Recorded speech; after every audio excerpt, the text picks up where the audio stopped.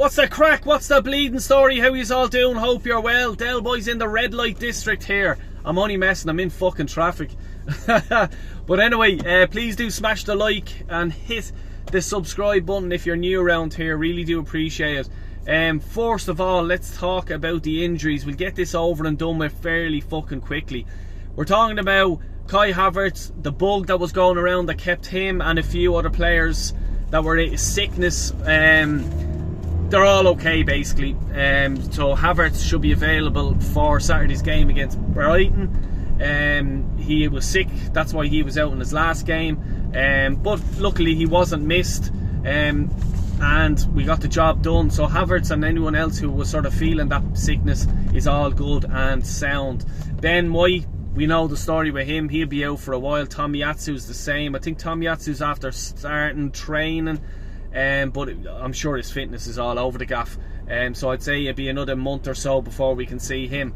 And the reason why I'm sort of saying him is because Timber has reached his suspension. He's got the 5 yellow cards that keeps him out for 1 game. And therefore we're back to this right back position where who's going to recover it? So Ben White, Tomiyasu have no chance of coming in due to injuries. So that leaves us, probably he's going to go back with Timber for Saturday, or not Timber, Thomas Partey for Saturday, which I hate. It drives me mad. I'm surely there's a way we can organise Calafiore and maybe Skelly or whatever, you know what I mean? Because I just thought in the midfield area against Brentford, Thomas Partey in that midfield was brilliant. I thought they were really good. And to upset that again, it's like stop-start, and I'm sure Thomas Partey, it's driving him mad. I wouldn't blame him, like, you know what I mean? He's just there, just play me in my position I want to play in, you know. But look, what can you do? I suppose if it needs to be done for 1 game and that's the best solution, who am I to argue with Mikel Arteta? Sterling is back in training. He's to be back on the pitch. They're saying he should be a week to sort of get back to it. And I'm just thinking maybe give him 2 weeks, because to get back up to the sharpness of training and getting, like, you know, match fitness back up, we could be looking at 2 weeks. He hasn't been doing it. I'm not getting excited over it. Really not getting excited over this. I should be. Oh yes, Sterling is back and he's going to be buzzing to play. He should be buzzing to play. But this will be his, for me. For me, I just want him gone. I just think send him back in January. Use the money that we're using on him to sign someone else in. That's what I'm saying. You know what I mean? Evan Ferguson's one. And I keep fucking banging this tune and I'll talk about it in a minute. But yeah, for me, Sterling is done. See you later, mate. He has no excuse himself. Arteta's backing him. In 2 weeks, when he is back, he will be probably thrown straight in, I think. Well, he may not be, but Arteta's been saying, oh yeah, we haven't given him game time and all this sort of shite. So Arteta, he's available in 2 weeks. Are you going to pick him? Let's wait and see. Let's wait and see. Transfer talk, transfer news. Let's talk about the pictures that you've just seen there. The Bellingham is being linked to Arsenal. Yes, I'm not shitting you. Bellingham is being linked with Arsenal. It's not Jude Bellingham, it's his younger brother Job. Good baller. I've seen him play once or twice. He is a good baller. There's been scouts have been monitoring him, watching him all season on multiple occasions for Sunderland, and they've liked what they have seen. And what they have said is his ability to ball carry ability is key. It's just being key. Arsenal like that, a midfielder that can run with the ball, beat a player, pass it on, get that eye of the eye of the needle, pass through and all that sort of stuff. So yeah, I suppose he is an Arsenal type of player, like, you know, maybe a backup for Rice if he's injured, or like, you know, Partey or whoever it may be. So look, one for the future. I'm not going to get too excited over it. You know, I don't think he's going to come in as a starter. So yeah, we'll wait and see what happens. You know, I want a striker.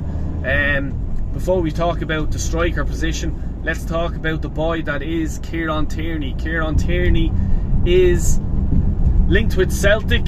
It's looking like there's negotiations going on with Celtic. I don't think there'll need to be negotiations with Kieran Tierney to say how much his wages are, blah blah, his terms and conditions. I just think you just give the pen to Kieran Tierney if you're a Celtic manager, director, or whoever's doing the transfers, and Kieran Tierney will sign the form.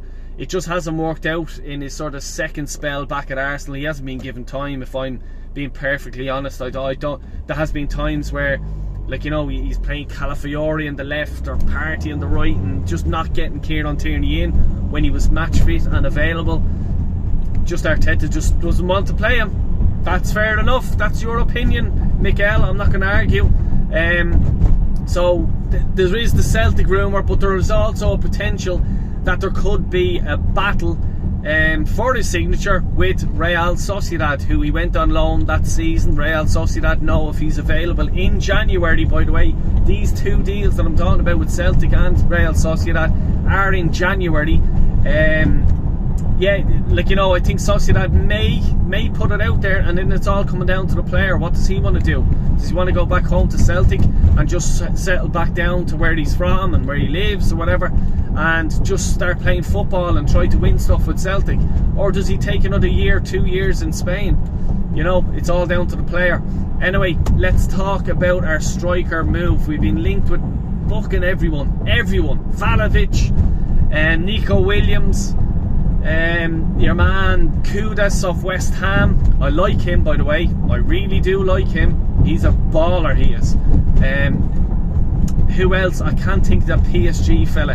I'm not fucking interested in him, the French international. I can't think of his name off the top of my head, but I'm sure you know who I'm talking about. He's not... I just think he's a mercenary. He's looking for money. That's the way I look at it. I think if you're going for him, and he's something like, I think it's 75, 77, 80 million in or around that, you know, spend the extra few quid and get Kudus off West Ham. Proven in the Premier League, he's a baller, he's a machine, he's tough, he's strong, he's exactly what Arsenal want, in my opinion. You know, let's go for him.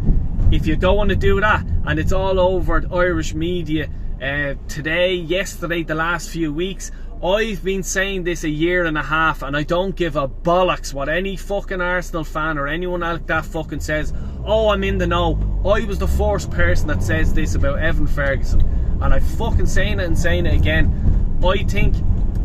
I think he would suit Arsenal, and I'm not going to go into the reasons being. I'm sure if you've seen me live streams, if you've seen me videos, I've been always talking about him. He will suit Arsenal, 100%. He is available in January, be it via loan, obligation, or option to buy in the summertime, or whatever.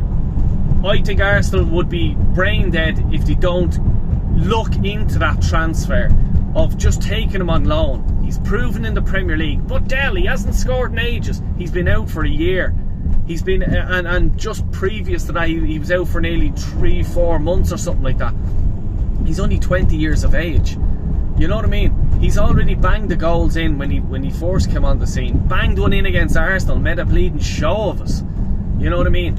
But, you know, he just hasn't been given the chance, and the reason why he hasn't been given the chance at Brighton since he's come back from injury, João Pedro is there, Danny Welbeck is banging them in, and there's another fella, Goot or something like that, he's been fucking banging them in as well. Brighton are a really good team, and they've strength up front, and that's why Evan Ferguson is getting itchy feet, and he's just thinking, right, I want to start moving on now.